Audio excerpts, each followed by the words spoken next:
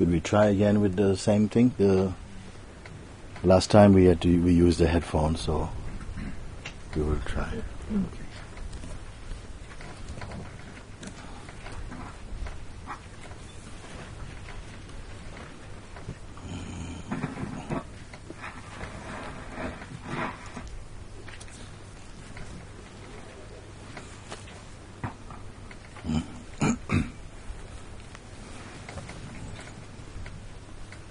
Om. Namaste. Welcome everyone to Satsang today. Very good.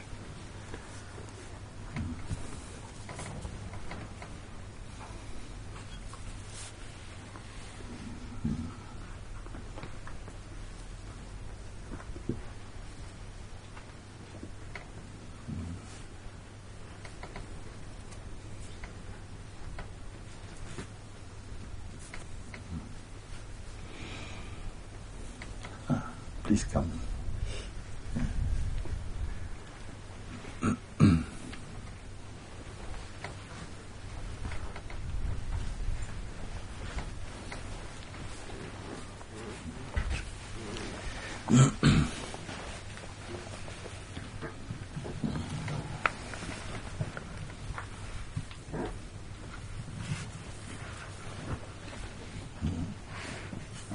I have a question or an inquiry, maybe.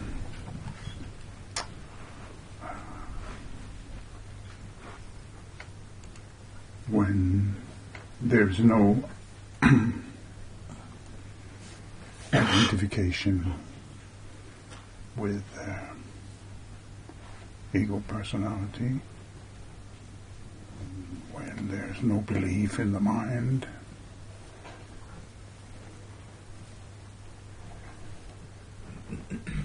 there's this presence, this awareness, this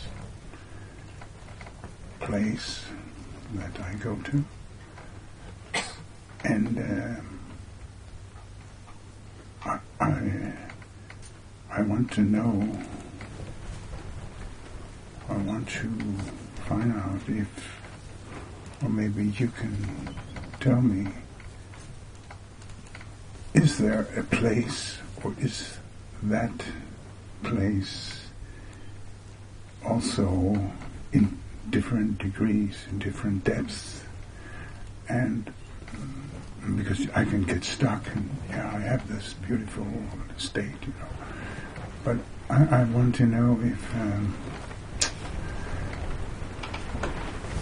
there's a growth, if there's a possibility, if there's a and who is doing that? Who is the one that is developing that?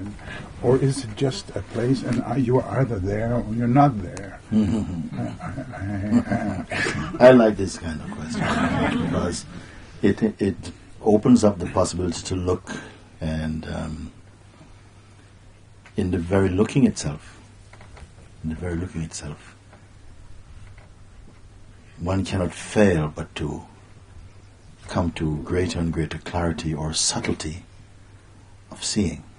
I like what you say because it's been my experience also that as long as consciousness is present and the body is there, the vital force also is present, there will continue to be a sense of maturing or maturity against a background of unchanging awareness. Seems a paradox. Yeah. Yes. That something continues to deepen.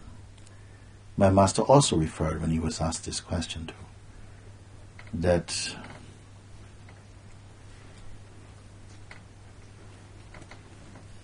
unfathomable depths of spiritual mystic refinement.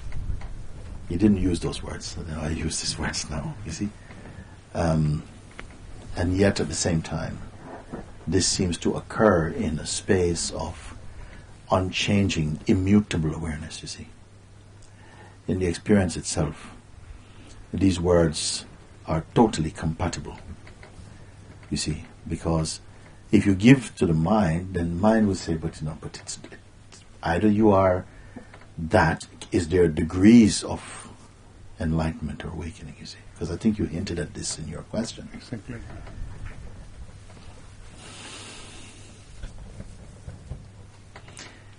In one way, I can say, or could we say, there is degrees or hierarchies of space. There are different segments of space which can be said to be higher or deeper or more profound or more refined than other. You see? Yeah. So, what I just mentioned before saying this is relating this last statement to unchanging awareness. There's the unchanging awareness where there's no one there that is progressing further or going deeper. Yet it seems at the same time, and maybe what gives rise to your question, it seems in different expressions of sageliness, if you want to call it like this, some seems to have this power to grant the wishes of others to be fulfilled, to display tremendous abilities to bring healing instantaneously, to raise the dead or something like this. In another one is not doing this at all. Another one is only silent, does not speak or nothing at all is speaking. Or it demonstrates tremendous authority through really irrefutable wisdom or something like this. Like in this, if I could mention, like someone in recent times like Sri Nisargadatta Maharaj, whose wisdom was really unchallengeable almost. And in another one, who rarely spoke. Could these beings be said to be on equal par? Well, that will depend on you, what you give value to. You see? Yeah. It's not depending on them. Now, obviously, the Supreme is manifesting a portion of its potential in each form. I don't know if you can say in one form can demonstrate all the capacity of the infinite. I don't know. You may give rise to an example like Lord Krishna or Lord Shiva, which over time his own powers are embellished by human fantasies also or whatever. It is not necessary, in fact, to feel that there is one unit of consciousness, you can say an expression of consciousness, which is the embodiment of the total potential and possibility of the Supreme. I don't think it would be good for mankind. You see? I feel what is more pure is that this immensity of power is continuously creating and expressing with such beautiful clarity, light, power, authority, that I think this is, you're scratching the head. With such profound knowledge and insight and so on. In one expression, and in another, the might of its expression in that one is just a total kind of silence, and yet in the presence of this silence, transformations seem to just take place in other beings who say, I am following your teaching. And you say, but I have no teaching.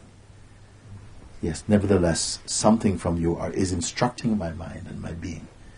And I'm learning through your grace, and yet you don't speak anything.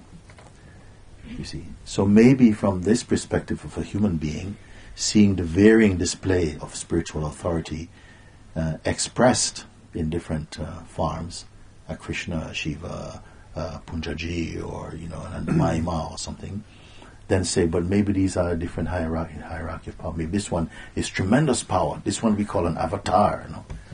Yeah. What would you say determines whether one person brings loving compassion and others having a healing energy and healing power? It has nothing to do with the human choice. Okay. It has nothing to do with human choice. They somehow the consciousness arising as I in that body simply discovers an affinity or a movement, an inclination towards a certain thing. Happens very spontaneously. You see, it may just arise. Maybe for years and years you only ever read about these things. But then somehow your mind is plunged into some deep awakening, and arising out of this, you find that you embrace people and there's some healing take place or something like that. But that one would not be thinking, oh yes, I'm a healer. If it's true jnani, he's not thinking I'm a healer, is it? Even like this. It's just, this is, they will even tell you this is not the point, don't give too much importance to that.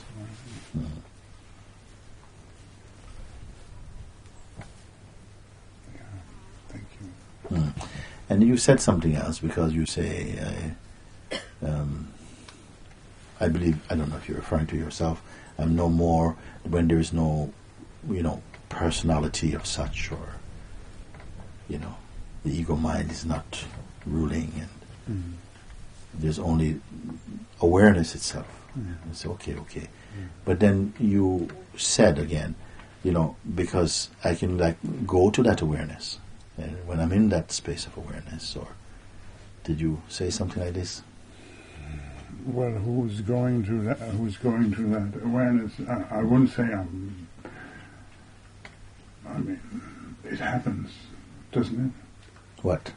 That I am, or this awareness, or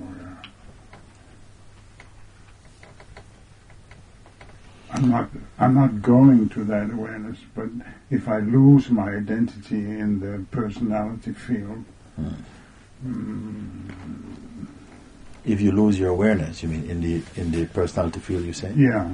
If I'm identity, if I lose my identity, if I let go of my identity in the personality field, in the I am personality. You said that I said I'm going to. I don't like that.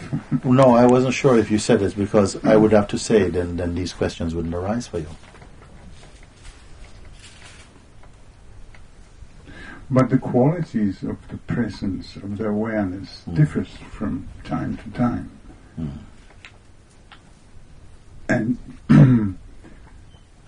and I admit that I read things, and some people, they say there is only one awareness, one level, one presence. And other people, they talk about refining it and giving different qualities to it. There's different qualities. Why don't we say that they're one in essence, but they differ in expression? Okay. Same essence, but different expression.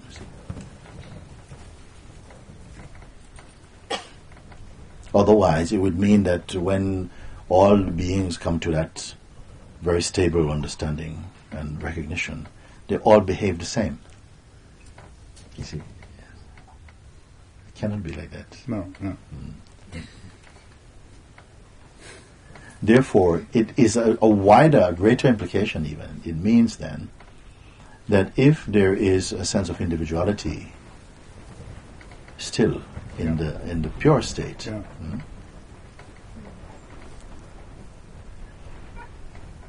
there is something beautiful in that then, because it means that unity which pervades all the expressions of duality must be here now also. Because if the standard of understanding of the realization meant that as soon as you awaken, all beings sat in a lotus or something like this, and could sit for weeks on end in meditation, that could be quite scary. It must be different. It says in the expression is different. Someone doesn't speak. Another one is speaking, almost speaking, but the words have a power and a strength to them. Another one is sort of like very busy. Another one hardly does anything. One works miracles. Another one is not known in any way at all. Lives naked in the forest. Another one is a businessman in the center of the city. One has a lot of children, big family, another one has no children, never been with anybody. To show that there isn't an outer standard. You see, he follows all, because there are attempts made in this world to standardize, they must look like this, they must be like this, and so the human mind.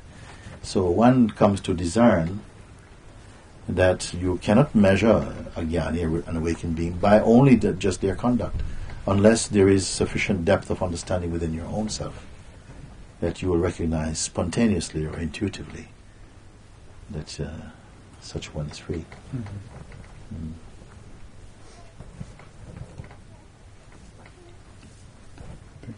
Thank you.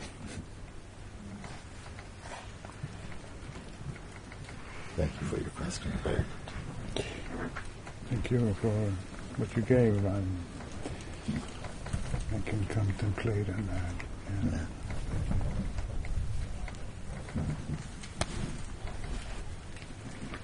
Very good.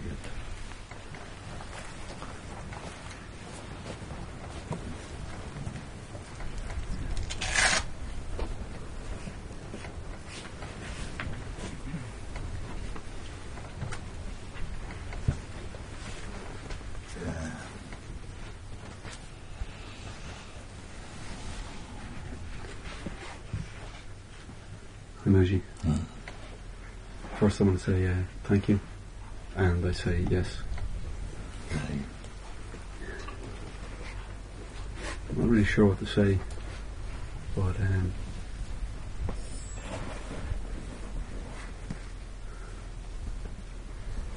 if there's any falseness or ego or anything left within me, anything that's left, just please remove it. Mm. Keep it a little bit up. Sorry. Mm-hmm.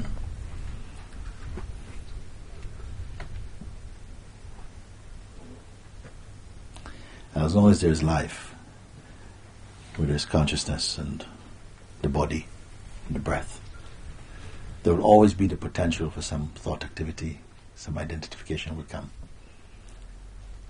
That in itself is not significant. Only what becomes significant is how much importance you give to that.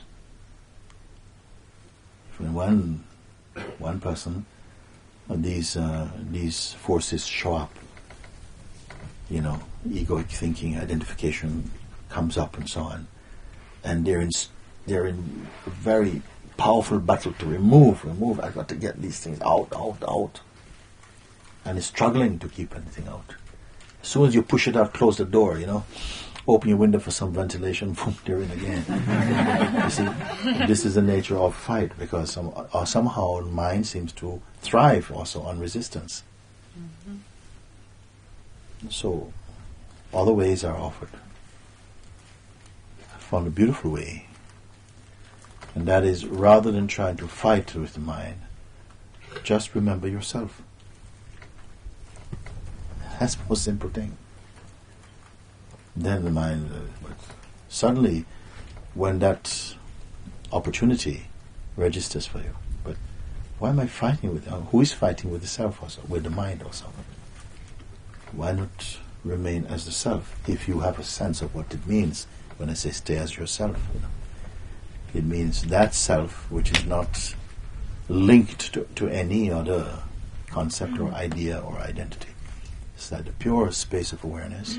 You must have been guided to that space where there is unchallengeable recognition that everything that arises is only some phenomenon and is only transient, it only comes and goes. Don't follow after that. Just be aware. You are more like the space in which these forces appear, they come and they go. You're the witness of their coming and going.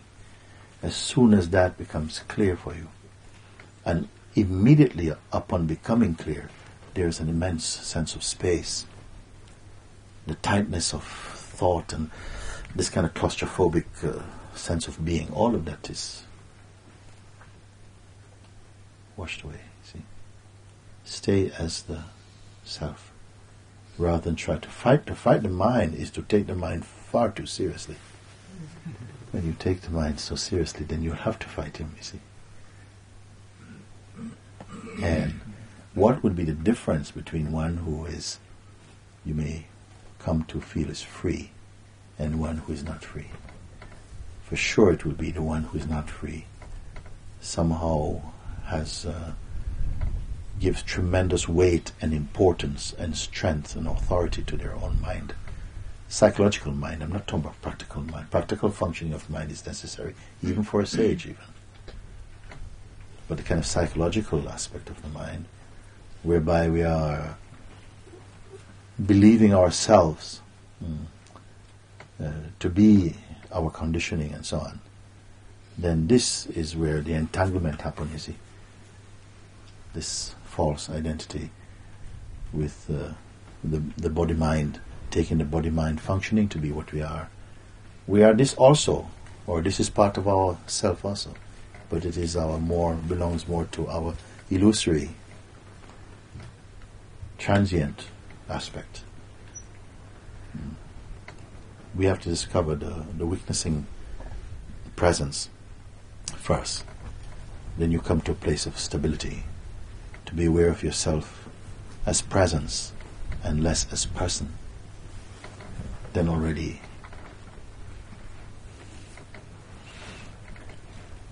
trouble is receding. The trouble has been receding. Yeah, yes. Yeah. Yes. There's a lot of peace and Yes. that's good. So if anything remains, rather than going to work with a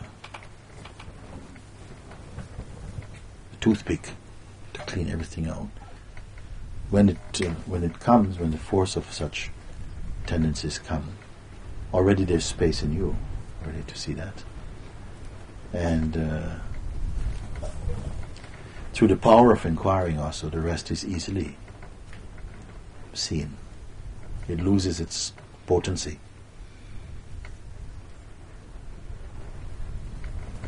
And just being here also, there's peeling away of whatever layers of delusions. They are dropping away even without effort even. You come to spontaneously know, but I can only be the self. I mean, to whom is that thought speaking even? Sometimes, the thoughts that will come that would have previously pulled your attention to the left or to the right or something, now you can bear the presence of such thoughts and be unmoved by them, because you're more established in the self. And it will continue until you yourself, when people speak about the mind, you will not be able to find the mind.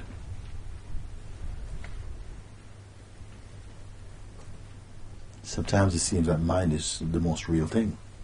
For another, it's the most unreal.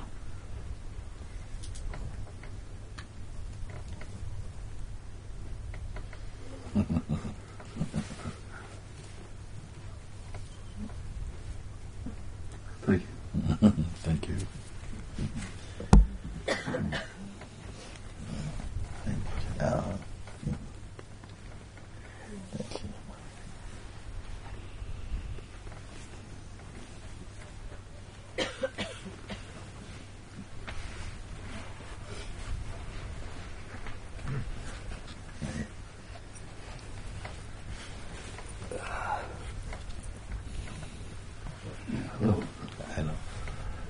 Talking about the mind. My path began many years ago, but only 2 years ago did I become abiding to it. I said, I cannot get away from it. I might as well go with it. With what? The awakening. Something Okay, came. I was shown. I was graced. I was shown that place. Yeah. That I'm not this. It's very clear. It's not something that I doubt. It comes a lot these days, but it comes with the other end too. So the same way I have a lot of that, I have a lot of this. It's a very strong in and out of a state of grace. So the mind is also very strong. The stronger this comes through. Can I ask something? Of course. Can the mind be strong by itself? let's stop for a moment. Let the question just happen a little bit. Can the mind be strong by itself, like without you? No. Or can the mind be weak without you? Right, but this is why I'm sitting right here talking to you. Okay. Because that's my point. Is I can very easily say that I am that, but I can also very easily say that I'm this. I am at that place, and something is just there, and I'm there's a feeling of I can't allow for that until I. It's almost like death is at your doorstep every second. That's a very good thing. And yes, and I know that too. But why am I not? I'm willing. So why are you not so completely? Why are you not completely yourself? Why am I saying when I already know it? Do you see? It's a very tight. We can clear it up today very quickly. It's not difficult. No, it's great fun too. I have to say. We will see. But it's also very yes, great fun now talking to you. I'm just amazed that I can have that knowledge, that knowing, that fullness coming through me that tells me that it's none of this, and I'm amazed that I can also be so. When it tells you you're none of this, you're none of that. You're none of that. You're none of this, the mind stuff, the transient play, the ups and downs, the in and out. You're none of this thing. Do you become that? I am that, yes. Okay, you are that. Okay, so if you are that, when you are that, you are this, then how you can become that thing? Which says, yes, but I am this, I'm all the world, and I'm just this in doubt, and my mind is strong, and how you can say it there? Not just the saying of it, but even the conviction of it. Not just the saying, but the conviction of it. Yes, but it's that conviction that I'm amazed at, that I can experience something, and yet still have the conviction to be having this question. Do you experience it as an experience? Now it's the memory of the experience, or is it the living experience? Okay, so absolutely. Absolutely. So imagine that I had that moment. At that moment, my goodness, it was everything. Yes. Totally clear for you. Totally clear. Yeah. There's no me. Yeah. There's none of this. There's just beautiful oneness going on. Yeah. So of course, then there's the memory. That was the So first. that faded somehow. Yeah, that was the moment. That was the moment that everything started many years back. Yes. Yes. Obviously, I came out of it. Yes. Bought every book that I could find on the world of spirituality. Obviously, you've mentioned Swami Zagadatta. These Maharaj, all these people. Obviously, were the Eckhart Tolle became one of my spiritual teachers that I've been to see. Yes. But the ego came into another phase where it took over. Forget all that. Never even saw that experience ever again in my life. And then 2 years ago, poof, it hit me again. What? The realization of this is all just an illusion. Yeah. And it became another experience that passed? No, also? now I'm going through the deconstruction of me. Right. Now it's the death of me. Instead like the personal will. Yeah. It's the death of the personal will, like bit by bit. Chop, chop. Yeah. I thought that I could just meditate and go straight into it and not go through this. But no, I'm having to go through this. I see. What is strange is how strong it still is. Yes. Even though there's also the others, it's here. Yes, yes. It might not be here now because I'm nervous talking. Do you see what I'm saying? And Hiding is hiding. Somewhere. it's hiding, yes. I left it in the car. Too shy. But, that's why I thought it was important to come, because it's a very strong struggle right now. Yes. Totally authentic stages, no? If you are not switched on by your encounter with truth, you would not have to go through any of this. The mind doesn't have to turn up the power at all. You're nicely going along. As soon as you have a blast of this this innocence, this purity, then you see, but this is possible now. It's not something I just read about in a book, not something I believe. I've actually tasted the reality of this. Is this now? And then somehow certain aspects of the mind and personality you're not prepared to tolerate anymore, because now you've experienced a higher taste, and then the battle starts. Something, no? It's like every demon from hell is going to come and visit you, especially about some things which, somehow it may feel like there was an inclination or something was not resolved, and it's going to start pushing up. The weeds are coming up like that. And first you understand that this has happened for every being who has returned to themselves, to truth. No? Go through some intense experiencing, doubts and frustrations and fear and falling apartness and all of this thing. And what keeps it going?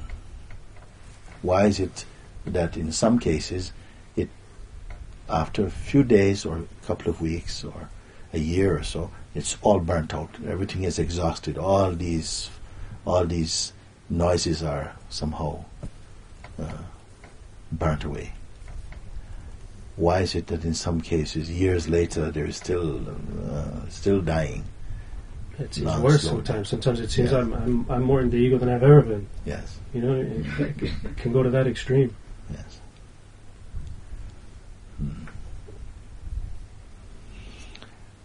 There remains for many people some affection for personality, for identity. The egoic mind will paint beautiful pictures of what the ego has to offer, what the world has to offer in a sort of way, to keep you as long as possible in duality, so that you're never as totally yes to this invitation to be completely what you are. Because there's very little in this world that is as powerful as the undivided mind. If you're totally single-minded, that's a tremendous power. Yes, but rarely are we in such a state. Always maybe, perhaps later, and something is keeping you in this duality, you see. And it is clear that there are some power in us that seems to function to keep you in duality, to keep your attention fixed on your physical being, your material existence, to keep you in a state of desiring, of needing, of attachments, and so on. And as long as these forces carry some charge in them, you see, you will not be fully yes. You will not fully surrender to that, you see. And that is what will seem to perpetuate or prolong what will help that, Mooji? Do you understand what I mean? Yes. If I look at my life, I go, you are abiding. If you would ask me, I would say, dark nights of the soul, I mean, make it 1,000. You see what I'm saying? I'm there. I'm just curious whether I'm also denying it, or whether I could see here by talking to you where I'm denying it. You're going to see here. Why not? One thing is that you who have this struggle with the mind and being this is not the true you, actually. It's still a version of the self. It's not the true. It's that aspect of the self which embraces conditioning and identity, that's speaking. And that speaking is also taking place in the presence of the very pure self, which there is no battle with the mind happening with the pure self. The egoic mind and tendencies cannot intimidate the pure self. It can only intimidate the idea you have of who you are. As long as we retain a strong sense of identity with the self-image, then mind stands a chance and it will use all its it will play all its cards. You see? Yes. Because you're still a potential customer. You have some interest, something is vested in there. And the mind will use that to somehow increase its power, to keep your attention still divorced from the pure emerging on the truth. Something is still feeling that you're in a gamble. Something may be still feeling that there's something to gain. The mind still has some value in this play. Something is there. Otherwise, without belief, mind has no power at all. It has no power. It can only, you may even say, it can only suggest. It cannot determine for you. Even the greatest salesman in the world cannot sell you if you don't buy. Something is an interest there. Yes, I know. And we are all doing it. Because the mind's opened many shops. And if it's not this thing, it's this thing. And it's not really guessing, actually, because it's lived with you intimately for a long time. So it knows who you have become in this dream. It knows you are the self. You can say, I can throw this statement away, but for the moment I can say, it knows you are the self, because you know you are the self. But most beings, I feel, are suffering from distraction. Why? Because we are attracted to something. And if you are attracted to something, you are distracted from something else. And we are not brought up to give value to ourselves, even to recognize ourselves even. And once we take ourselves to be the construct, the hybrid self, the personality, this is me, and you have an attitude of me, then you're in the game. To be in this grand game,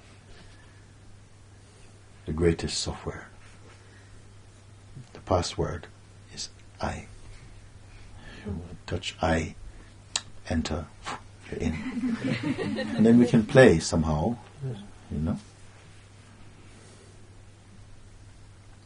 You can still be in the game somehow. You can put like that.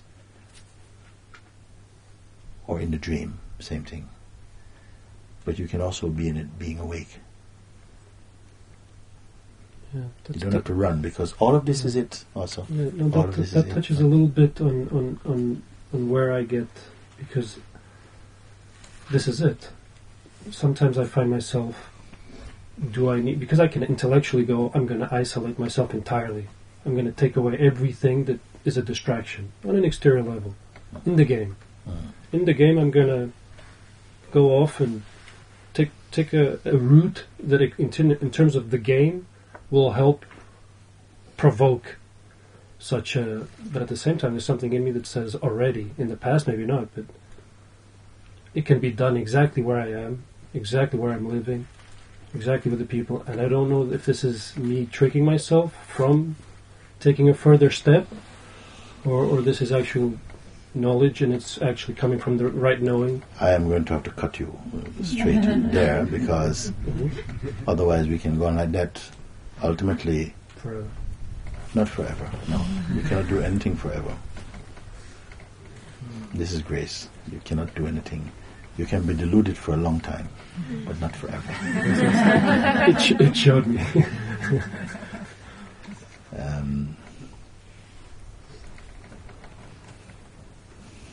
From how you're speaking, then I am forced to tell you that it's not real. That's not real. It's not true. It's not true. You are the self. I know when to say this and when not to say it. Sometimes the fisherman throws a net out and he really intends to catch mackerel. But also he will catch also some sardines, you will catch some shrimps, you will catch some, whole fishing net or tackle or something. So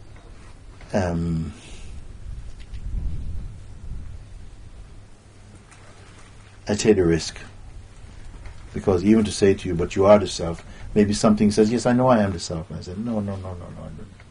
Don't go so fast. Don't go so fast. Don't know the self. Knowing and being the self must be one.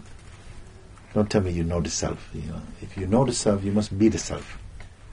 And when I say be the self, not as a verb, not as an act of doing, do something to be the self.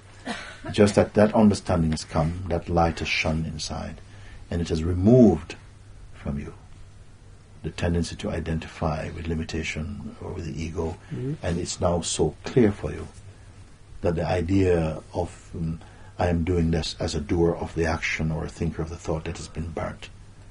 When that is burnt for you, no questions are going to come like this. They just cannot come. They cannot come anymore because they're burnt also. Of course, but I am not there. My personal will is exactly the one that's here asking you. But that's why that's the part that I go, how can you get so much light and at the same time so much of this? That's where... But who got the light? Because the light removes you.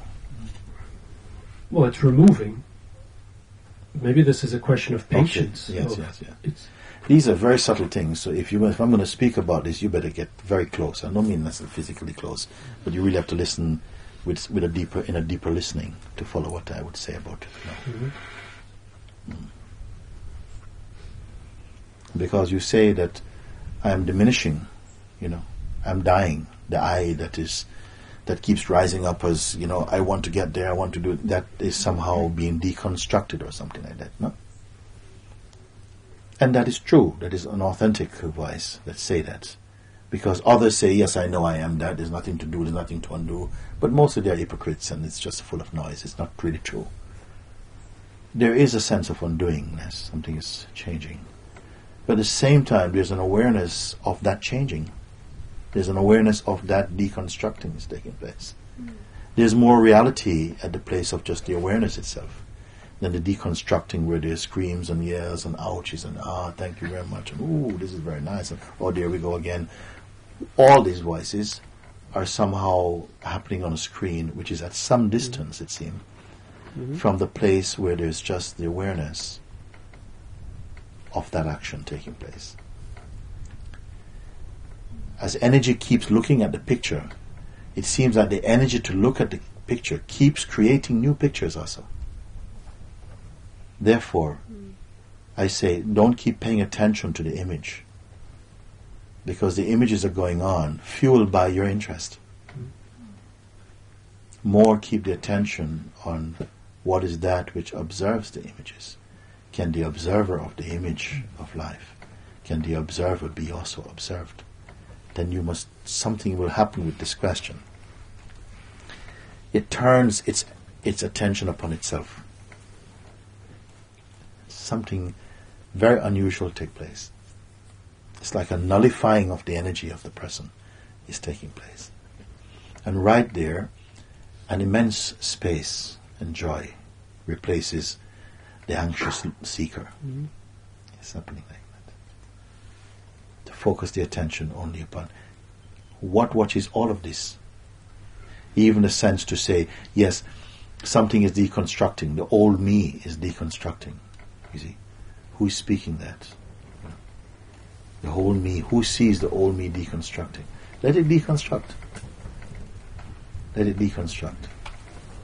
But you stay sleeping in the arms of the Supreme. That's all. That's the place of your deep yes into this. I say saying yes deep within one's being, yes to yes, whatever it is that consciously or unconsciously is in resistance to the truth. My yes is take it away. Replace me with what is real, is true. I don't want to salvage anything. I'm not trying to protect the sense of person. I don't know even what is truly good or truly bad. But I'm saying yes to liberation, yes to the truth. This is the most powerful prayer. It's innocent. It doesn't have to be full of techniques or asking for the strength to do something.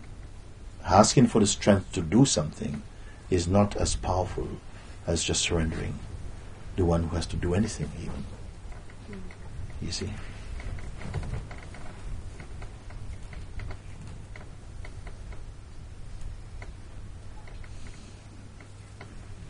If I ask you right now, we got 30 seconds, define your desire, what you want. Clarify your desire. What is it? If it was presented open to you, what is your deepest wish? What is it you are most truly searching for? Could you say? Yes. Tell me. To become love in everything I do. To become love. To become love in everything I do. To become love in everything you do.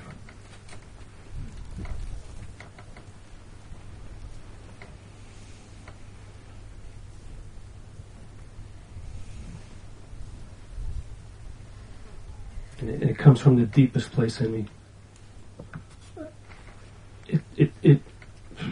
Yeah. It is true. In order to become love, you have to be thrown into the field of hatred also. You have to go through, otherwise it has no value for you. If there was no imperfection, you would not be able to appreciate or recognize perfection even, because they take meaning from each other. Mm-hmm. Even to desire to become love was something like this.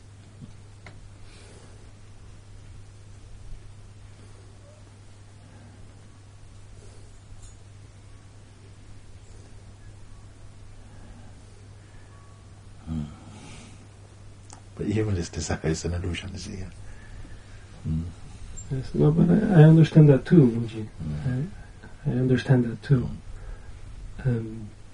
I'm sharing with you is the struggle that's going on within me, which I can also say who's saying the struggle. I don't want to play advaita games with you. Yeah, about who is. I just can tell that there's something that's unconscious to me that it's there, whatever. We can't speak these things. We can't. And this was the opportunity that I felt. Don't be so. Let's be humble in the sense of look at it. Well, if you can't see it, then let's bring it up. Let's. But this, in order to speak so much about these things, it's almost as you've got to become again somebody. Yes. Like you have to become somebody to do all these things, or to get rid of these things, or to try these things. Why not just for now, just here in this moment, leave all these ideas away. Just leave everything. If you really wish this thing, leave all the ideas and all the self-assessments. Leave all of this for a moment. Can you do it? Can anybody can join into this? Leave everything, all this thing. Well, I came here for this, or this is who I am right now, and this experience. Leave all of these things. Yes. We don't talk Before about I came up, yeah. I was there. I actually just the presence being here. It's enough. I was like, I got nothing to talk. But I wanted this extra. This is uncomfortable for me. I is what when you speak, because when you speak like this, yes. when you speak as I, it still carries some weight. Yes. weight and personal feeling. And yes. like this. Yes. That is the weight. Yes. Whose weight is it? It's in here. But this is a thing that you can begin to ignore more. Yeah. Because as long as you keep referring to yourself from this position of being, yes, I need this, and I was before like that, and I, and this, and me, and my, and it's still keeping, something is doing this, no? Yes. So this is the thing I don't want to hear from this now. I say, okay, leave all of this now. Leave that. Can you leave that and be other than that? Just whatever, don't be that. Leave that now. Leave that. It has nothing to contribute to anything. So leave all these calculations, assessments, judgments, feelings, aspirations, dreams, remembrance, and desires, everything. Leave everything. Sweep aside everything.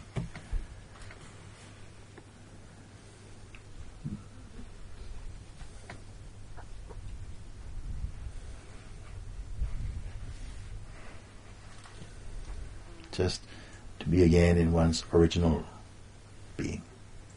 Before all this knowledge came, all these ideas, identity came. They came secondary there, after. Forget all of that. So that the door is not open to that yet, to become secondary. Primary now. Beyond even the concept of primary.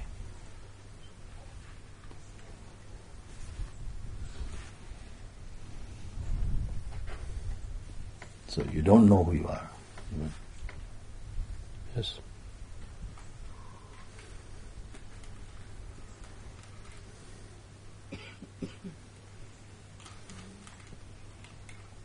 And it's not a psychological game.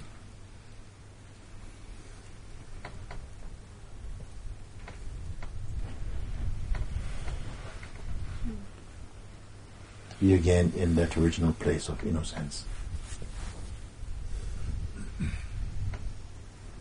which is not located behind layers and layers and layers, not physical layers, and not physical distance. Just distance is created by thought. So not these thoughts. Throw these thoughts, these ideas. Like, don't want this, don't want this. I want to meet you without your handbag, without your rucksack, without your everything, all this paraphernalia.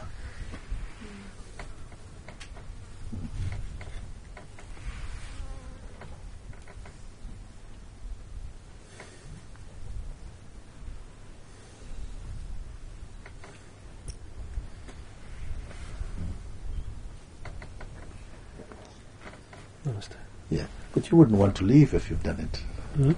You wouldn't want to leave if you've done it. Yeah, isn't it? You say, oh wow, this is fantastic. I mean, I'm nothing, I'm no idea, I have no desire to be anything at all. I don't want to be liberated, I don't know what it means to be liberated. I don't want to be, I don't want to know what the knowledge is, I don't know anything at all, I don't know who I am, nothing at all. I'm just here. If you leave everything aside, Not a novelty game. Just do for one moment. It's not out of so many moments, so many minutes, so many hours, so many days and weeks and months you have lived. Spare one moment at a time. Just to be without anything at all. Can we do it? Now is a good time also, because all the energies in the world is here to help you. What does it take? Confidence? What does it take? To leave everything at all. Everything. Your name, I don't want to know your name. How many children, I don't need to know. How much divorces, I don't know. How much money, I don't care about it. Where you've been, how many teachers, what your religion, I don't want to know.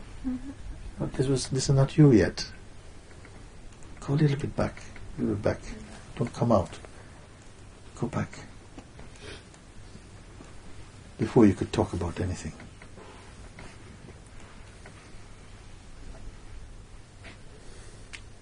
Who will take such a wonderful opportunity? As the world becomes so much. Not long ago, I could remember the first time, I think I was sharing with not so long ago. The first mobile phone came out some years ago in my town in Brixton. The bloody thing was as big as this thing. People on the street. Hey, George? Yeah, this is Ralph speaking. Yeah. Hey, man. People looking, wow, look at that. That's in. That's in. When you walk around with a big, speaker box on the road, like this, that was in. Now that's out. That's out. Now we listen to something this size. Yeah, that's in. And you think you can't live without these things. Oh, I lost my iPhone. Oh, my life is over. All these things. We imagine so many things you cannot do without. I'm trying to show you everything you can do without. For one moment. Can you do without everything for one moment? Not the iPhone. Oh, come on. Let's get a bit serious. Not the iPhone. The email address. Not this. But your idea about who you are. The world you call yours. Your date of birth. Your star sign. Forget about it. What you have done. The places you have traveled. Please. Everybody's traveled. Even the bloody ant has traveled. This, and I've been to this place, and my album of my trophies about life. Forget about it.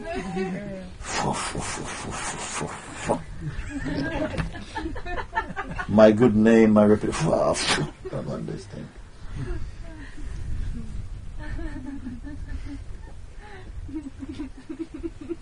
I have so much experience. I was named, newcomer of the year. Old news. I've got nothing more to show. Okay. What about you? Yeah, who are you? Can you be for one moment? How difficult is it? One thing we point to doesn't require any practice at all. No sadhana, no pilgrimage. Just like you picked it up, put it back. Just like you picked it up, put it back.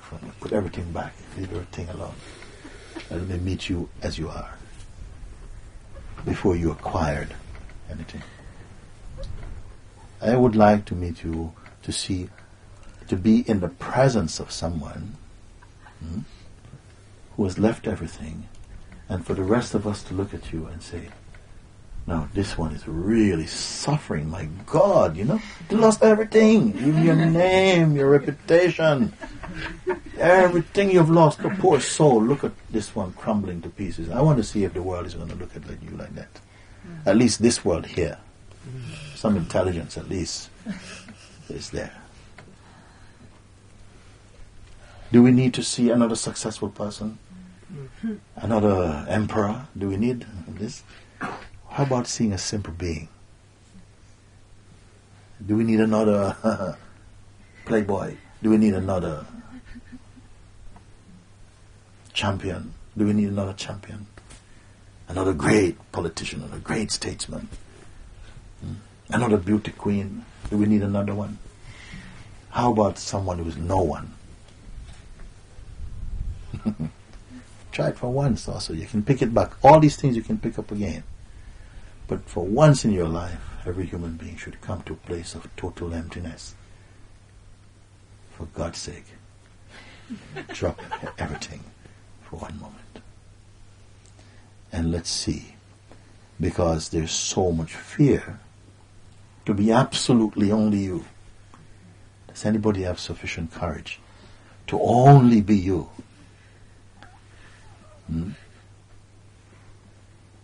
Not you plus. Just yourself. Whatever that is. Because you also don't know. But at least I am nothing. I cannot describe anything more. Now I got nothing to write. You have no autobiography. Nothing for one moment. Just try and see. Have this much courage. Because so much energy in your life is trying to avoid this meeting. Will you be good enough as you are? A place which requires absolutely no effort. Nobody's been there. Your parents have not been there. They're also scared to go there. And they're scared that you might go there. Everyone, nobody wants you to go there. Not even you want to go there. Is there someone available to do that thing? Some beings have done it.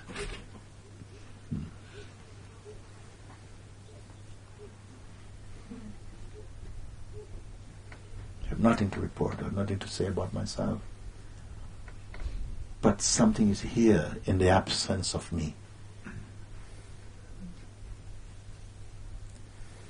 There's something here in the absence of me that leaves no one to bow to it even.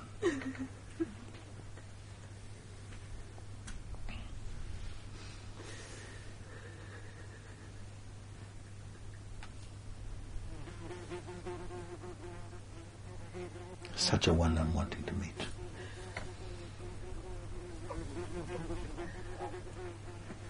Such a one, it will be truly an honor, a privilege to meet somebody who is empty. We are so full. And the belly of the mind is never full. It's never filled nor fulfilled. What is in the way? Fear. Fear of what? To be nothing. Nobody teach you that nothing is valuable or invaluable. What is the appeal of nothing? Everybody's running after something. You also want to be something. You want to have something. And everything that is a something becomes time. And time you cannot keep. Everything's gone. So I want to see if there's someone who can leave all of that for a moment. Not to die until you die, not just leave. All of this, include all your ideas you have about yourself or the world, or just is not difficult.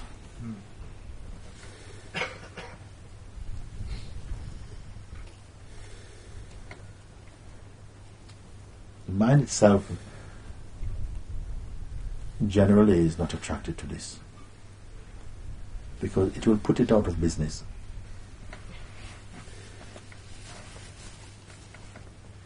It will keep you wanting to be something, to be better something, like that.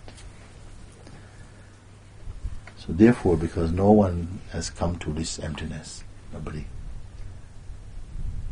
Therefore, everyone is speaking something, and this something for me has very little value.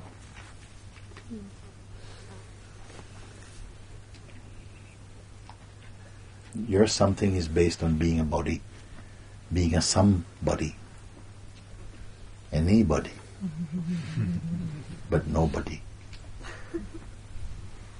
So everything that comes out of the language of somebodyness, come. The language that comes out of somebodyness cannot be nobody.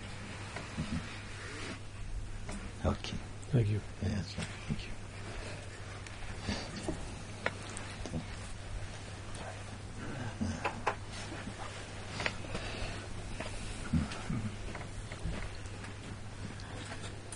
I was listening to what you were saying.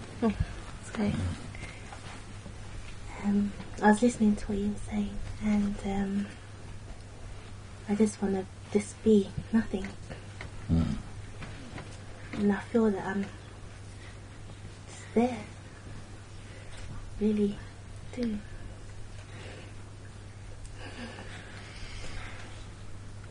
And I don't want to be anything, I don't want anything, I just happy as just to be.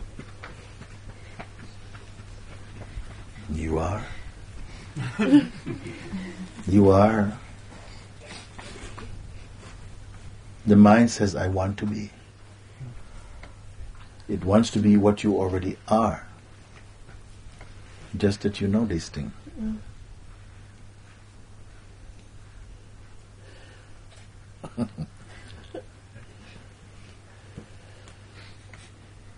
I'm very happy to hear you say that. To come to that scene. It's ready to be what I am. That's what it is.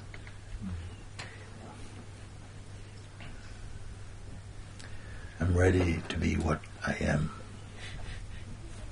Too long being what I'm not. I'm ready to be what I am. Then you are.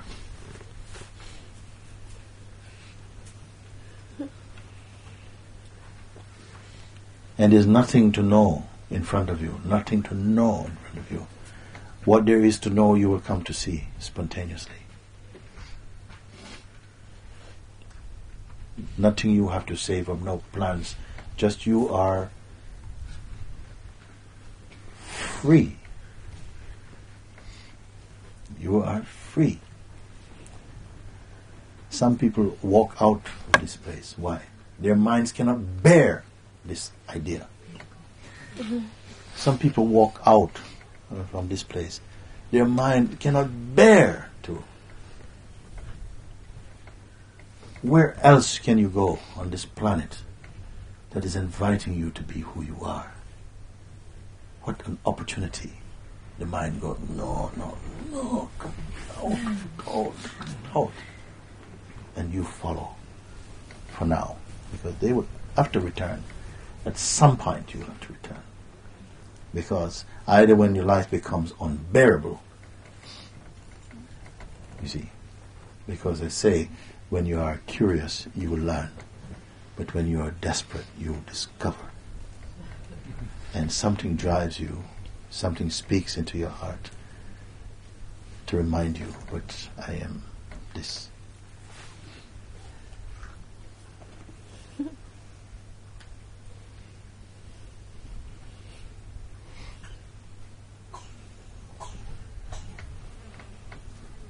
What will it take for you then? Will it take anything? Does any step you have to take? Doesn't take anything. Say it, let them hear what you say. Doesn't take anything.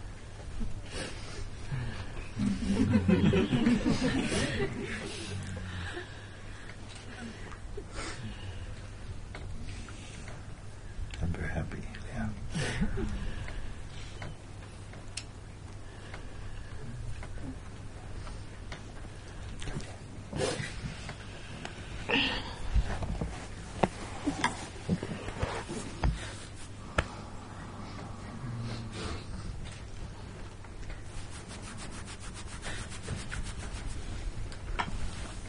My daughter.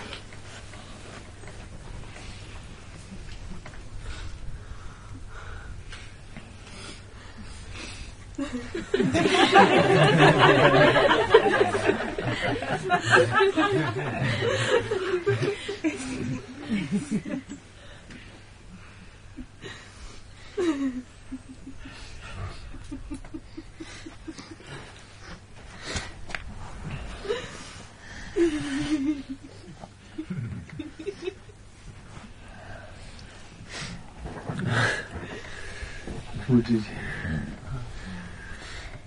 A few times you call me my son. I'd like to know if it's still true. It's so beautiful to see her like this, touch like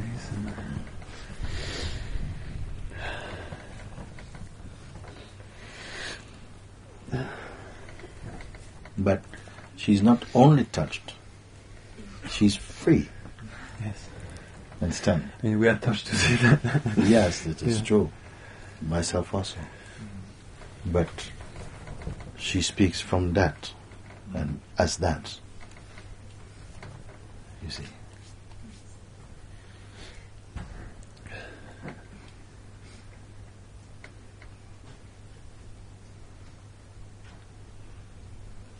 And every moment the opportunity is alive. There's nobody around me that I can say, oh, this one has been around me so long that you're an expert seer or something.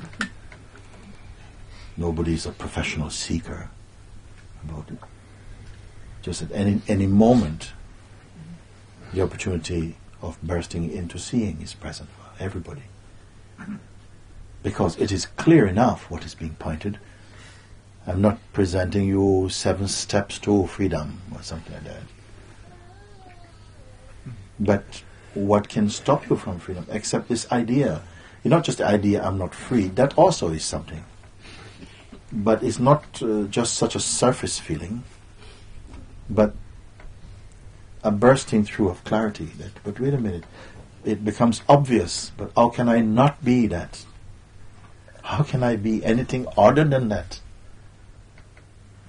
You see, stop strategizing existence. Like you have to work it out and make such hard work of what is natural. You come into a place where you are simply yourself. You're empty of intention even. Except if they're superficial and it's okay. As long as we hold the mind, the identity, you don't trust life.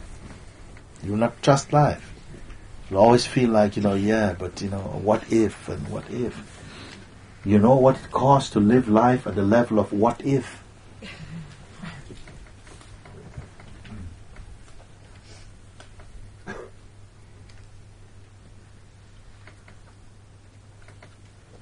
It's like you hemorrhage energy.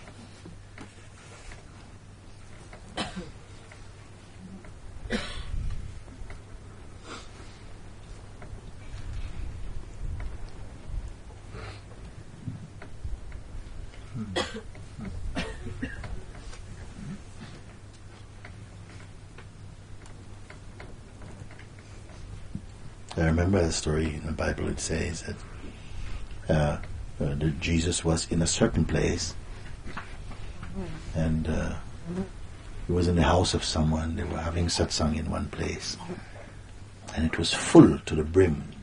New people could not get in. You see. Then the message came: your mother and your brothers are outside, trying to see you. And he said, "Who is my mother? Who is my brother? Who is my sister?" You see. Those who hear the word of God and obey them. This one is my mother and my brother and my sister. Isn't it? Not only flesh and blood, but one who has really truth enters your heart. It is not just merely your idea or projection. It is not merely your knowledge or cleverness, but that it speaks in your heart, that one. This one is not just truthfully your brother, your sister, your mother, your family. This one is truth. You may say the embodiment of truth. It has been put in front of you that it is not merely the words about it, but the seeing through, the simplicity of being.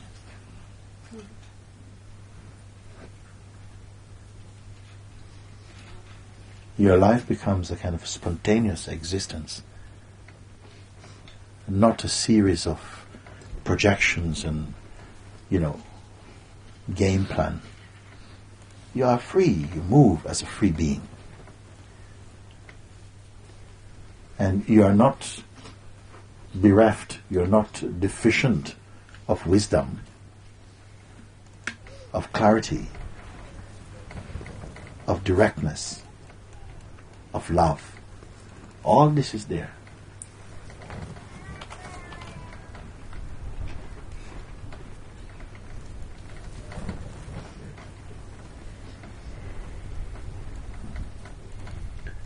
I see maybe that's some of the obstacles where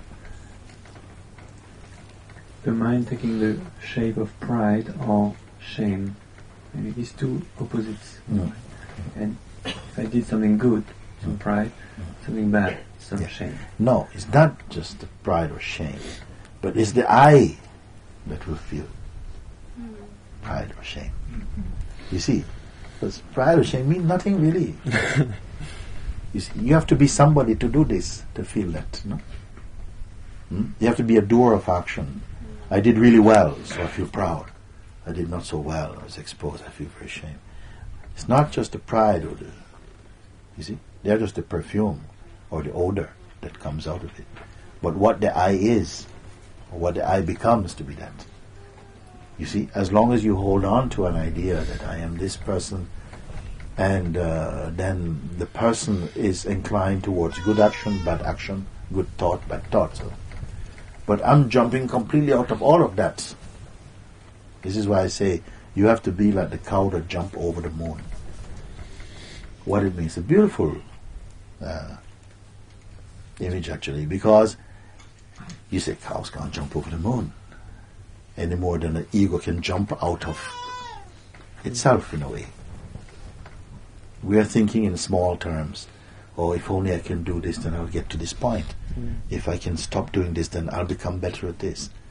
But there's a seeing where the one who is trying to do all these things is just an idea. You are already that in whom the idea appears, and you are not the one who is going to be swept away by this idea. That's not a new idea, by the way. It's just a fresh seeing. But humankind seem to take it to be a very big thing to do. The utter simplicity. I said before, the truth is simple, but the one who seeks truth is complex. Truth is simple, but the seeker of truth is complex. Yeah, that is the thing. I feel only lastly I understood this example of the piece of ice in the water. Yes. Because like the ego is very complex and you spend so many lifetimes carving it. And then you put it in the water and oh my god, all these nice carvings are disappearing. I'm not sure I want that. That's so also carved. You see? Yeah. You say the ice, I say that in Satsang, the ego mind is like a piece of ice in a glass of warm water. And there's a melting taking place spontaneously. It's happening. But then you say, yes, but my ice is shaped in a lovely shape. And I don't know if I want to be just vanishing, just become water. It's like this. You see? I don't know if I want to just become water. And I said, all this lovely carving is just becoming water. But even the speaking of it is also, the ice also melting in the water. And it's only painful while the delusion persists. This is the thing. Are we not speaking about beautiful things here? To look so deeply into the human condition. Why we suffer? You walk anywhere around the world just with eyes and not with mind and look at this world. Why would you suffer here? Huh?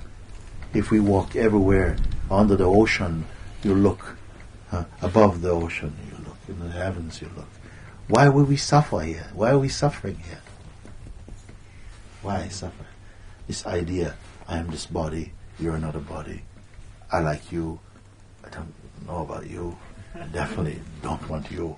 This is the way of the mind. This leads to all the conflict, all the resistance, all the fight, all the selfishness is coming out. And how much brutality comes from this ignorance, which is just a dream, the delusion itself. No?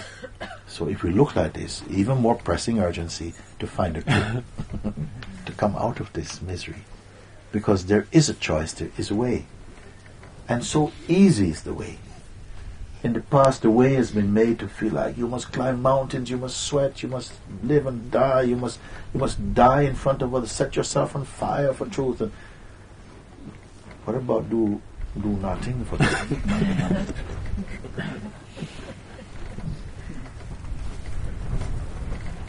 Or know that you witness everything. Yes.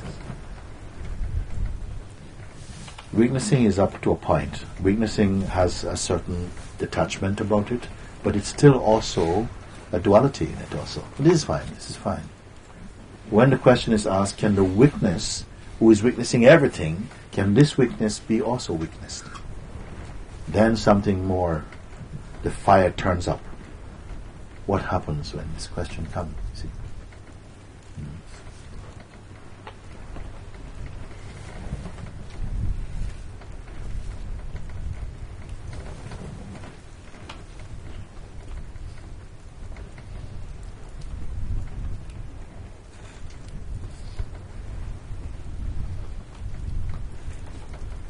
what stands in the way of waking up, like we speak about?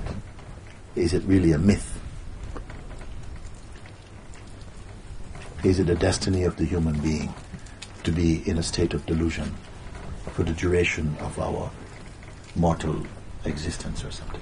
I said, rubbish. Why, you're free. But it has to be more than you think you are free. There has to be some sincerity in it. There has to be a willingness to break out of sleep. Something must be there. It's not simply, oh, you're free, I'm not free. No, something happens and it's like your existence becomes magical again.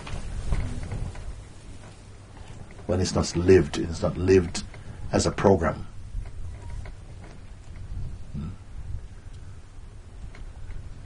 But you must also approach like, this is what I'm open to this. I'm open to this. I want to go more deeply. I want to find today also. And not merely, think about it. Well, this also you're free to do. Also.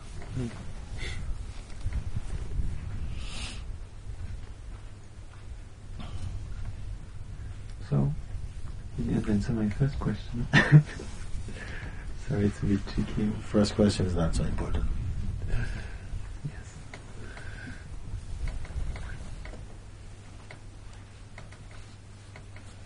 I'm sorry, I want to apologize. Sometimes my sense of humor is not in the right time or something. Yes.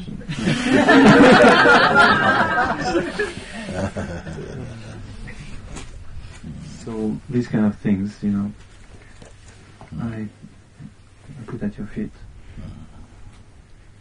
Because it can be maybe small things that kill the ego, like small resistance or so. Put it at the feet, leave it there, don't keep picking it back up again. Okay.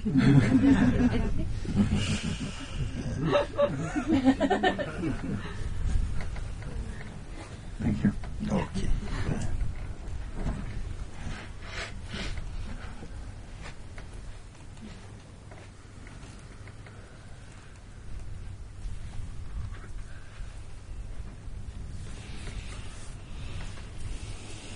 Come.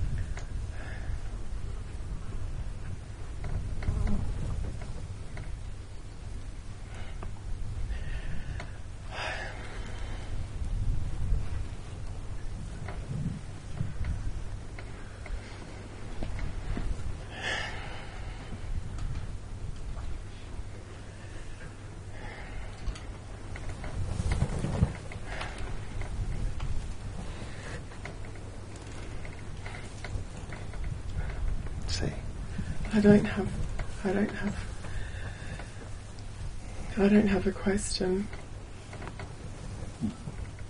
But I find that there's a lot of reasons not to come up and not to speak to you. Yes.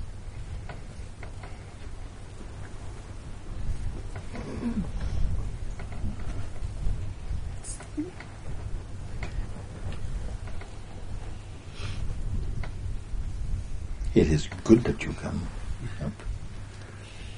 If you had to put it in one word, what you want to say to me? I love you. I love you too.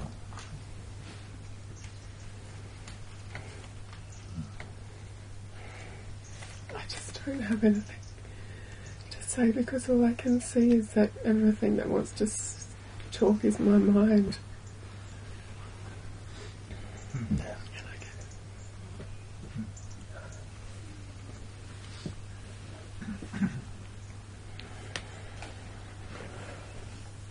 These things, they come up here very powerfully because there's no place to hide it. It's not an easy place to be in an environment and atmosphere in which you cannot be other than naked. And this really maybe is the power of Satsang. That's something you begin to listen and to hear and also to see what we have been associating with and living as also for so long. And no wonder we are tired, sometimes tired, because the ego is the most heavy thing in the whole universe. I said it's heavier than any mountain. To carry this sometimes torturous mind. When the mind becomes torturing, actually, then seize your chance, you see. Take your chance now. Because you cannot continue pulling it around. It's too much, you see. Something yearns to be free of this influence. Because actually it's only thought. But thought believed in, thought identified with, becomes something so unbearably heavy and painful. You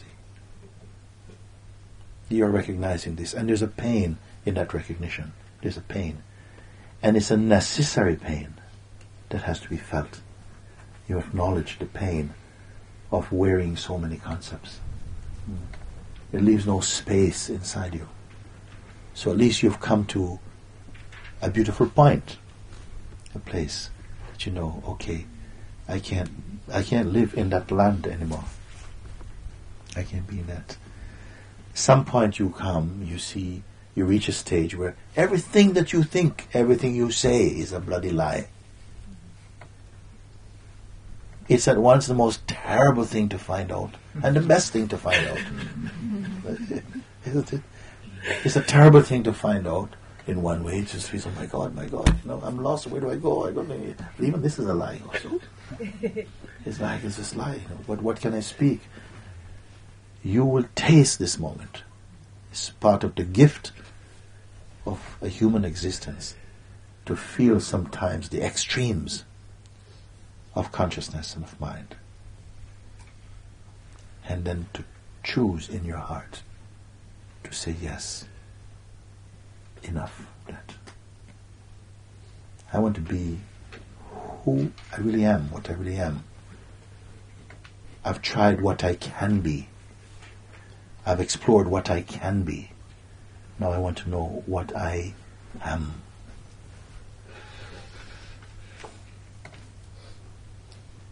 I've tried what I can be.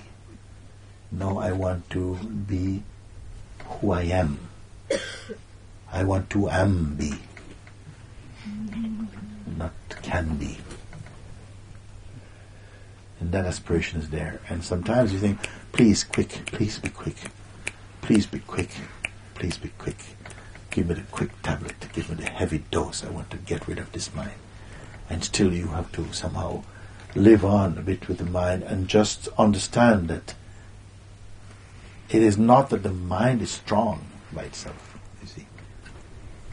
But it has been given so much investment, so much importance, so much value also. That's what it is. You can be without the mind, this psychological, egoic mind. But the egoic psychological mind cannot be without you. Judge which is the greater.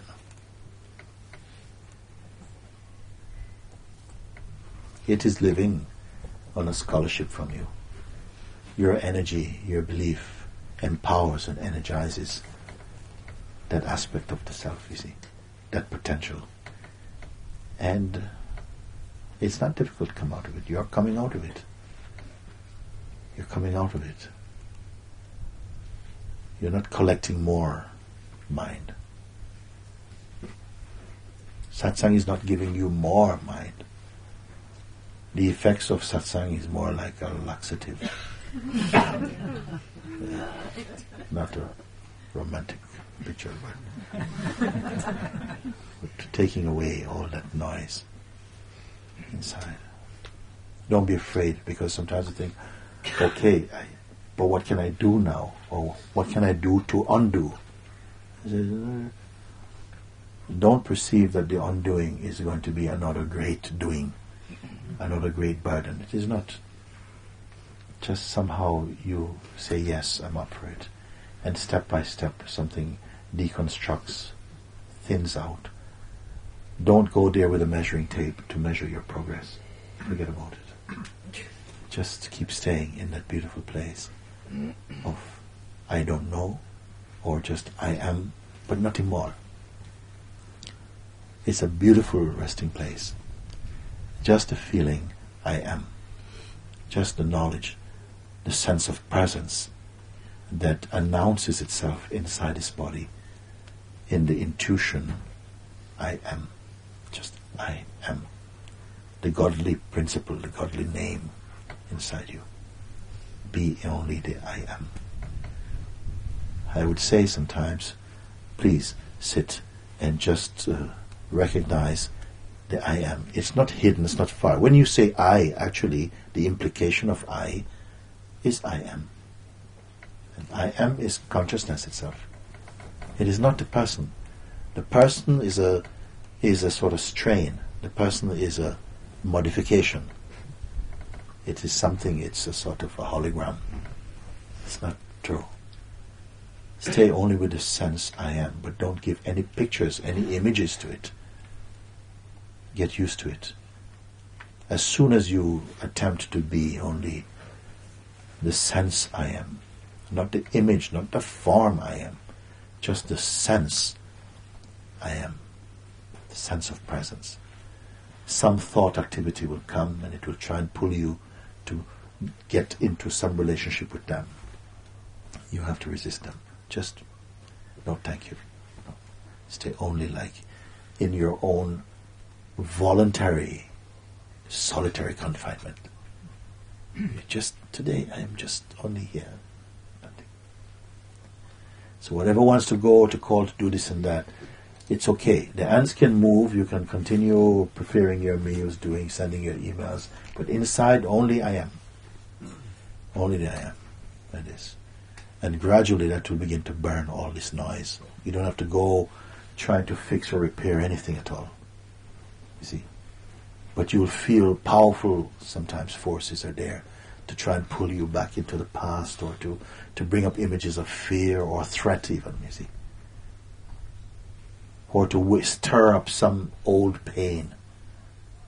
And you begin to feel some old pain again, like, my God, I didn't solve this. Don't go off on any mission. Stay only as this I am. And gradually, this wild horse is like trying to tame a wild horse, riding. So just stay on the back of him. He's going to throw, he's going to kick. But you stay, hold on.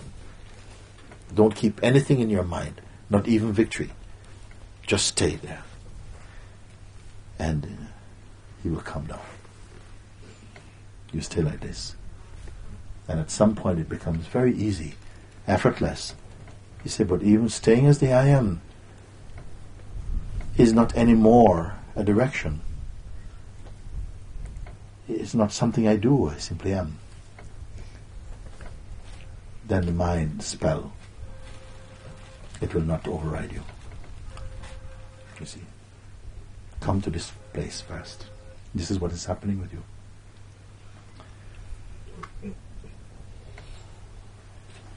Many people, they come and they feel, but I thought I'd really transcended all that already. Last year on the beach, I gave him 2. And I thought it was it, I'm fine. I come here, and he's here again, coming up. So yeah, he has some leftover stuff. Let it come. It's coming up. Don't be afraid. You're in the right place. Let it come. And it will go also. If you don't feel it. If you understand what is happening, you see. So. Very good. Very good.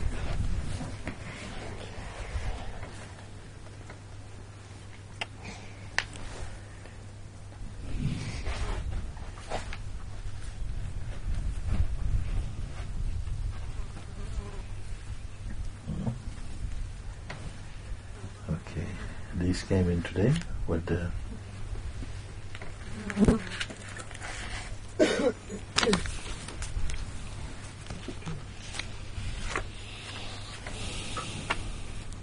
Okay, these are some letters. I don't know where these came. They are from Zima or something. Some of these. Dear Mooji, is all mind any washing? Any? I'm not sure if I'm reading this right. Is all mind any, what is watching, any observation, any intention of watching the watcher is all mind, everything is mind, I cannot do it. It has to happen. I cannot watch the watcher. I try and try. It's impossible, but sometimes for a moment a look happens, but as you say, even that is a phenomenon and goes. So here I am again, but in a more honest way and more courage, saying the same when I was a kid. Who am I? I want to go to that place where the real spontaneous movement happen, with immense gratitude to you to be here. And this one, Chailango, I'm not sure.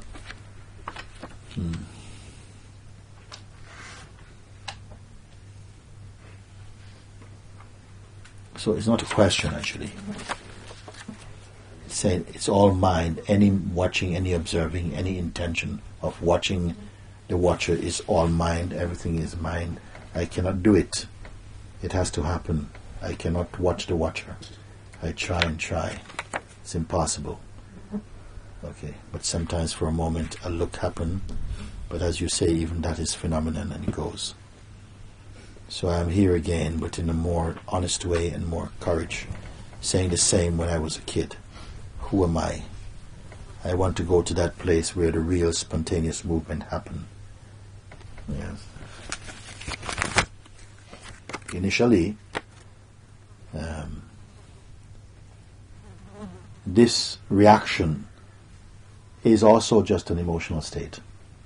A kind of reaction to a kind of rebelliousness. I cannot do it, it's only the mind, it's all the mind and so on. Then I'm going to grab you, I'm going to pull you back here, I'm going to ask you, who is suffering this? Find out. You see? Don't just throw your hands up, it's all the mind, I can't do it, it has to happen, I cannot watch the watcher, I try, and who's speaking all these things?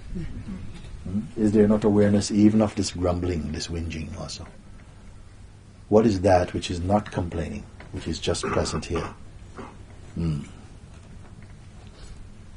So, something steadies down. All this rubbish is inside, no? All this rubbish we pick up. We look very smart on the outside, but a lot of rubbish is inside our head we carry around. And in your satsang, it comes up. All this is being burped up by the beingness because it can't cope now. Inside, it's now in a higher perfume, a purer fragrance, and it won't carry all that stuff. It starts to come to the surface, and only in the satsang you're encouraged to say, "Don't panic. It's okay. This stuff has to come up. This turmoil, this confusion, it has to come up. It is passing, don't worry. Don't identify with it. It's out of the grace of satsang itself that these energies that were dormant or hidden, they're being burped up, you see. Now, don't participate, only be a quiet observer. Be aware of that. In a moment or two, I'll ask you another question, but right now, keep quiet. Don't run to psychotherapy or nothing like that. Just be very calm and be present, you see. I don't have nothing more to say on this one.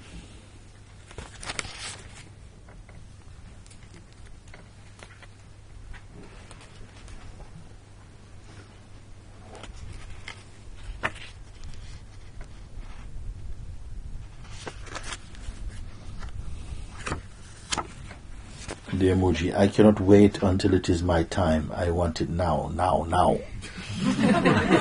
If I stay in the now, I am. That's what you told me. So I will stay in the now. With love, Ava. Okay?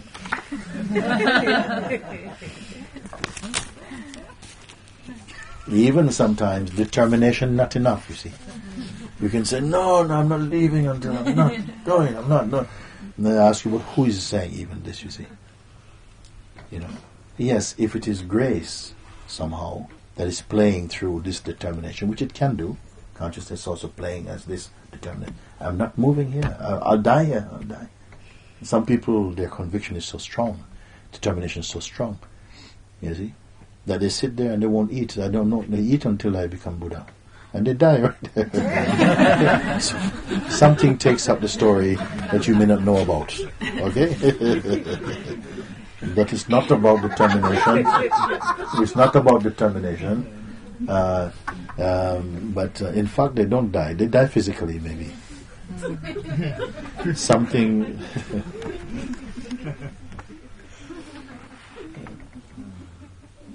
A joke for you, Mooji.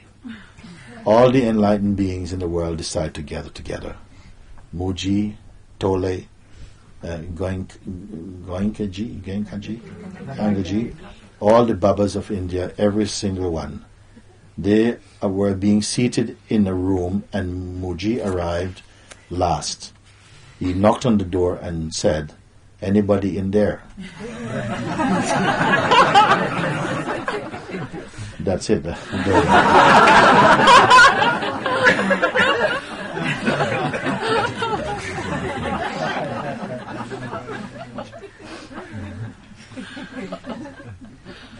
Mooji, what was the most significant teaching that you received from Papaji? And it's signed or something. That was it. Papaji.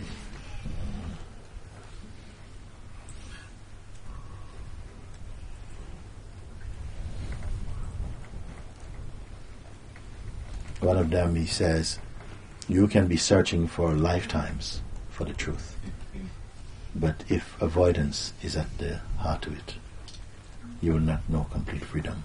That struck very strong. And keep quiet. Keep quiet. Took a while to understand what it meant for me in my heart.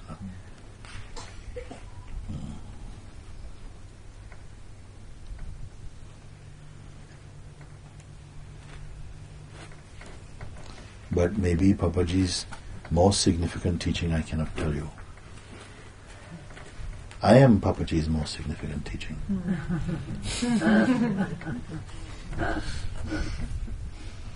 I hope you hear that in the right way.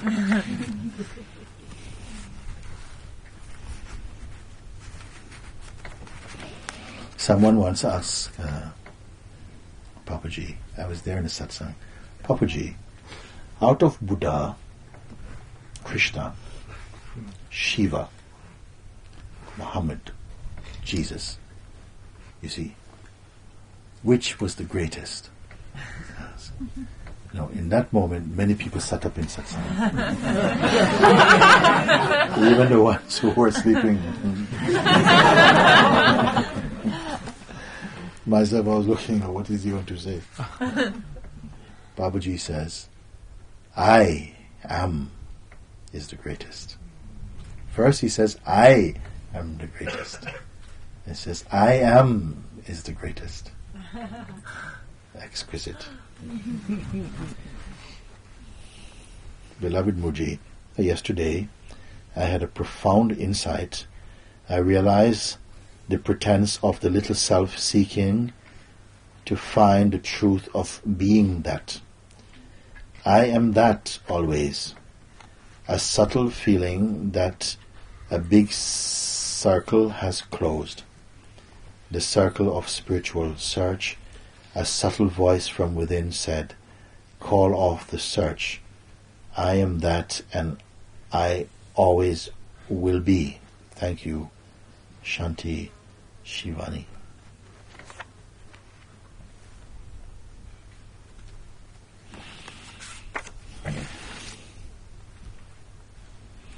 Beloved Mooji, there is nothing to be sad or happy about, and still smile and tears come.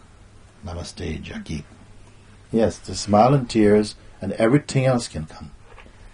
And everything else will go. Everything else will come, everything else will go. This is the way of life. Everything comes and goes. But can I push a little bit deeply? Everything comes and goes. The one who watches the comings and goings of everything also. Even this one goes. Because the one who witnesses the world phenomenally, we call the weakness. But in the state of deep sleep, this weakness is not there. In the state of deep sleep, the consciousness that allows duality to manifest also, that is not there. Even the I feeling, it's not there. Belief is not there. Not even God is there. In the deep sleep, you know nothing at all. Nothing. No concept is there at all. Even the concept of self is not there. And yet all the beings, you see, they are welcoming sleep. Sleep is not a terrible thing in our world. All the beings are looking forward to sleep. We buy very best bed to go to sleep, to forget everything, including ourselves. Even the thing you most love in the world, in deep sleep it will not be there with you.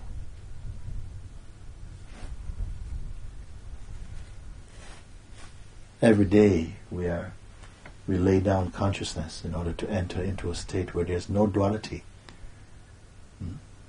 Who is suffering from sleep? We suffer from lack of sleep. But who suffers from sleep even, you see? It's vital for your health, well-being, for your joy. We have to go into a state where we are nothing, in a no-state. Where even the witnessing of the world, yesterday, tomorrow, time, change, you, me, relationships, nothing is there. Today I ask for 1 second, do this consciously. For 1 second I ask you, leave this consciously. Don't touch anything.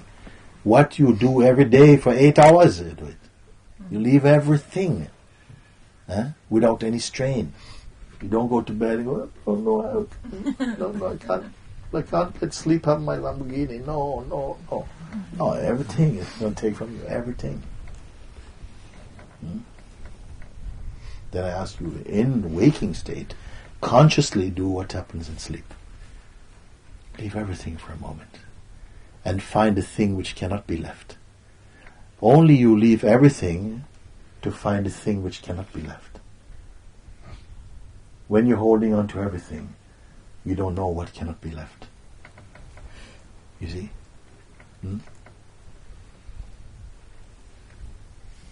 So this I ask, consciously.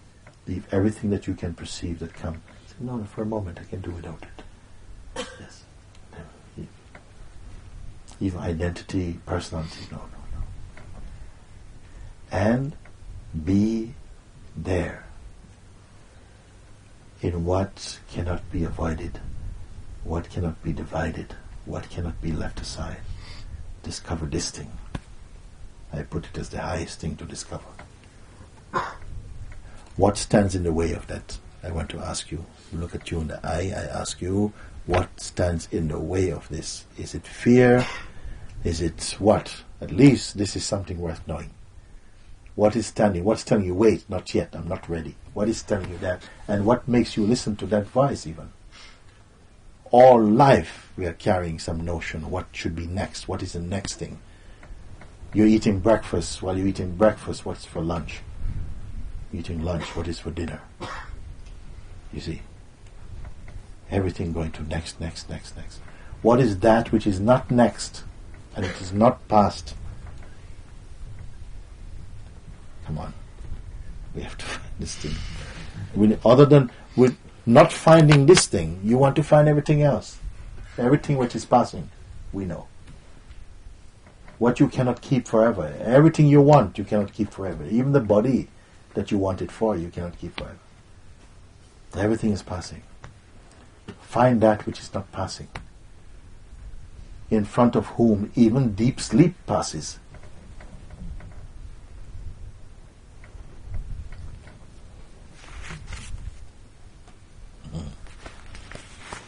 What stands in the way of that discovery? Fear. The fear of the loss of self-control. The fear of the loss of who I have made myself into. All these things we have. So it depends. People say they're searching for truth, but when presented with the real opportunity, you start to find there are excuses in the mind. The mind has excuses. And are you somehow in support of these excuses or not? Can you see them and discard them? But this is nonsense. Will you remove the seeming obstacles to the recognition of the undying one? Dear Mooji, I've felt the burning and felt the freshness after the fire is over. But after a while, mind arises and the burning must start again. It is not pleasant. It brings fear and anxiety. The only hope is that now I know the freshness of the Lord driving, of that emptiness is coming. How can I be in that state even when my heart is burning? Mercedes. No, not Benz. Mercedes. How can I be in that state even when my heart is burning? You're watching that burning from your emptiness. If you keep quiet and observe this letter, you will not write another letter like that. Dear Mooji, Namaste. What determines where the attention of the consciousness goes? Does knowing this help to take it to new places? Manisha. What determines where the attention of consciousness goes? I will tell you something even more intimate than this. Wherever the attention goes, normally we say this is the experience. It reports experience. But there is that which is aware of the movement of attention. So it's more subtle than attention. It observes the movement of attention. Find out what this is. That which watches attention. And does knowing this help to take it to a new place? To new places, not to a new place. Does knowing this help to take it to new places?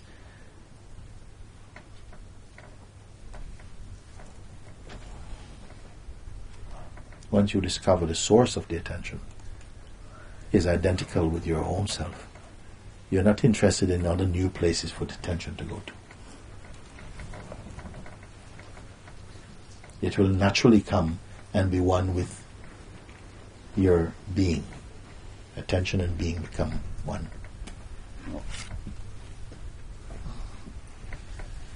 I'll read the last one and then we'll see. No, this is it. This one.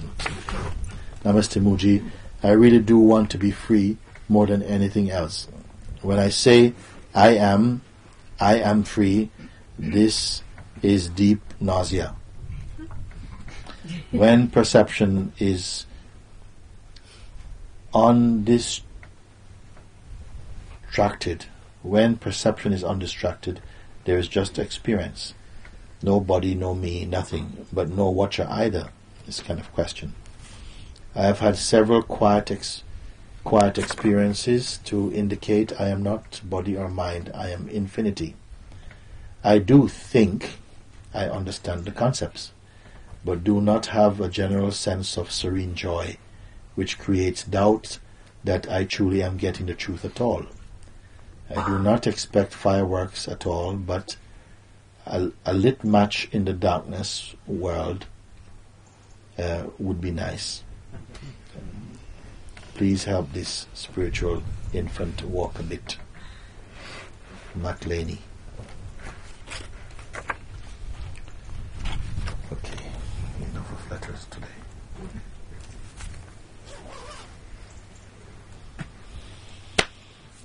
Come.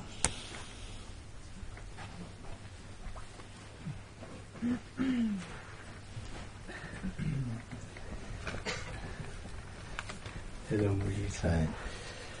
I just want to share, what a great gift you made me.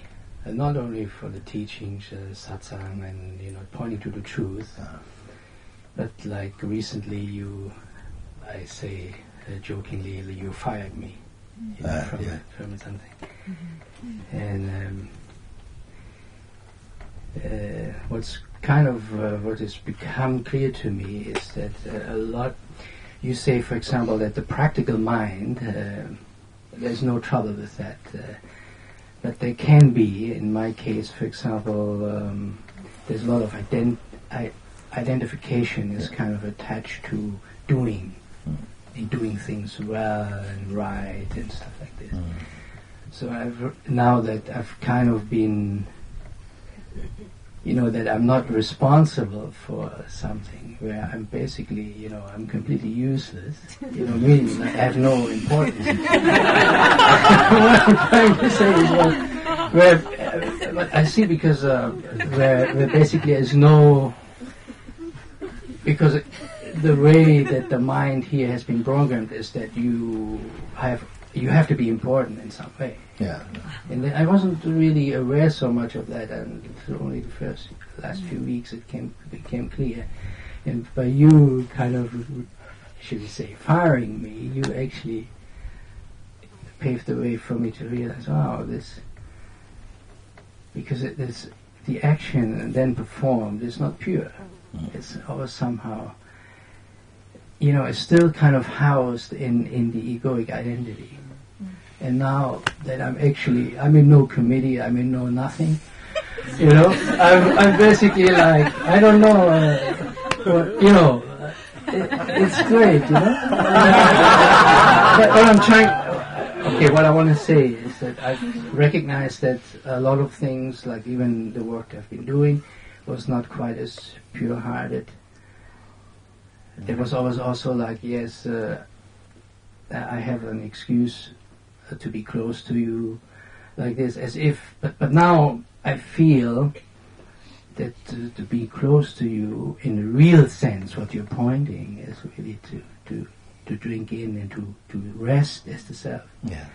And it's kind of like ever since also the Sima retreat, really very much as if I'd never seen you before, really much trying to get in, and I so much enjoy, like. This is really, everything else is not important. Really, what is important is to be the self. And last week, when somebody came and said, oh yeah, I've heard it before and all those things, I could really identify with that. And I could realize that in that moment, great doubt was there.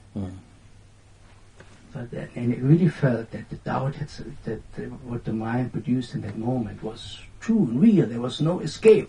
Yes. And the only thing was drop it. Yeah. And that was it. Then you see, then it was popped and it was gone. You see, it's like, and I see everything you're saying is completely, I see it happening, that is the loyalty that I have given to the mind. Yeah. Somehow still, yes. Because also something inside is craving safety, which is also mind. It's like, wow, I should really be free, I mean, what could, it's like, I don't know, but now I feel, no, I mean, this is why I'm here, Let whatever the fear may, whatever the mind suggests might happen, let's bring it on. Yes. Let's find out, Whatever it may be, let's come on.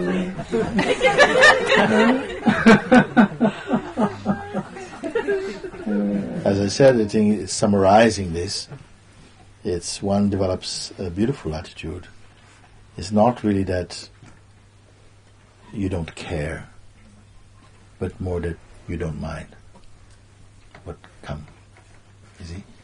And that's because there's so much space, so much serenity inside your heart, that you're not wishing for things to turn out a certain way, and depending on that. Of course, you are doing a project, you want it to turn out for the best.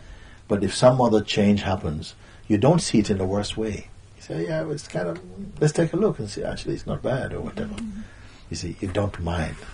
You don't make your life about, the readings of phenomena. So this I'm very happy to hear, because I know that, of course, you'll be in a lighter state of being. I saw you wearing those nice red trousers.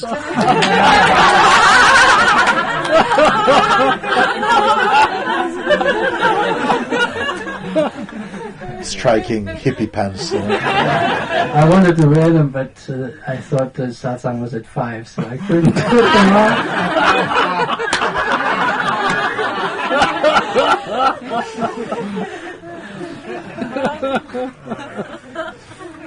And for the best catwalk I've seen for a long time.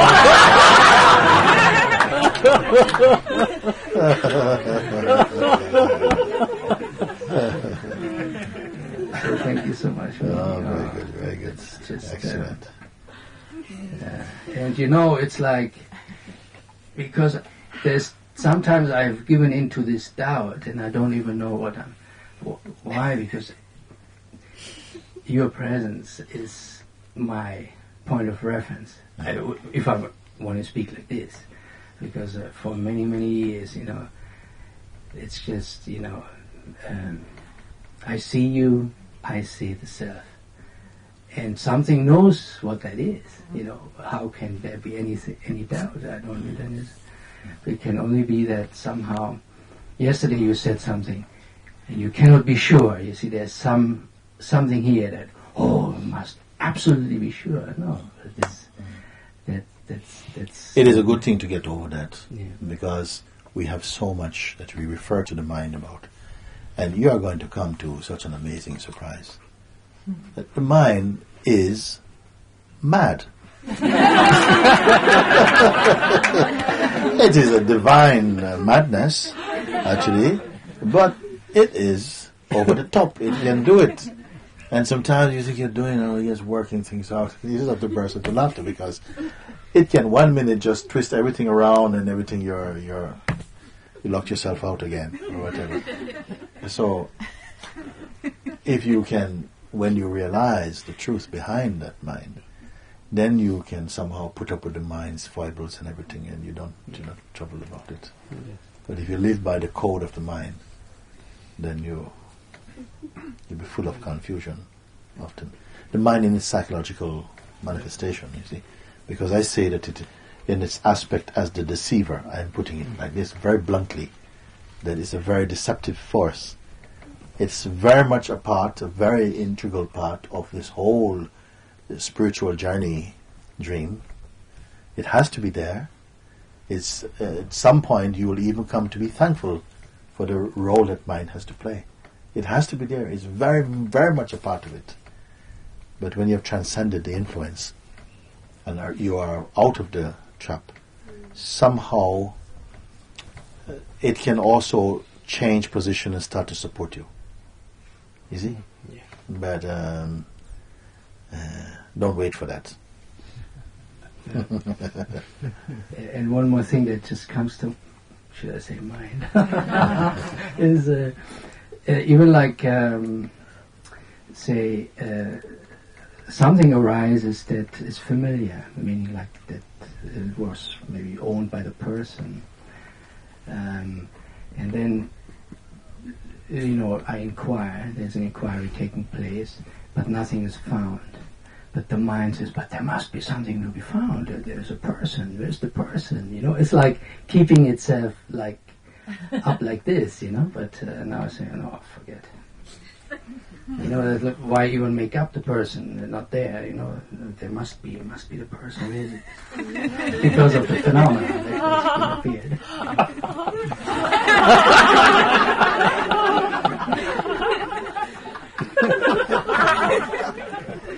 Very good. Somebody will come and sing a song or something. We'll do it today.